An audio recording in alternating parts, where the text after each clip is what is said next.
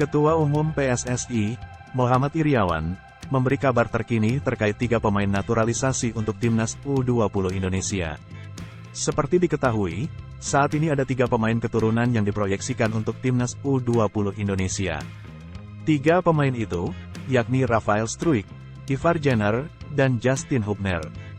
Nama-nama tersebut merupakan permintaan langsung dari pelatih Timnas U20 Indonesia, Shin Tae-yong. Ketiga pemain itu sendiri sebelumnya sudah datang ke Indonesia untuk melengkapi berkas naturalisasi. Muhammad Iryawan memastikan bahwa berkas naturalisasi ketiganya sedang diproses. Sedang dalam proses, kita tunggu, kata Muhammad Iryawan dilansir dari bolasport.com, Rabu, tanggal 25 Januari tahun 2023. Pria yang akrab disapa Iwan Bule itu mengatakan bahwa naturalisasi ketiga pemain tersebut akan dikebut. Iwan Bule menyebut kemungkinan naturalisasi ketiga pemain itu baru akan selesai akhir Februari atau awal Maret tahun 2023. Insya Allah lebih cepat dari proses seniornya, Sain Patinama, Jordi Amat, dan Sandy Walsh, ujar Iwan Bule. Mudah-mudahan Maret ini sudah beres paling telat. Tetapi, saya harapkan Februari sudah tuntas, imbuhnya.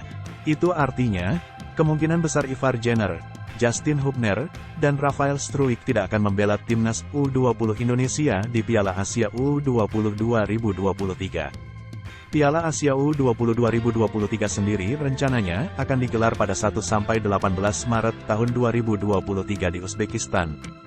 Timnas U20 Indonesia berada di grup A bersama Uzbekistan, Irak, dan Suriah.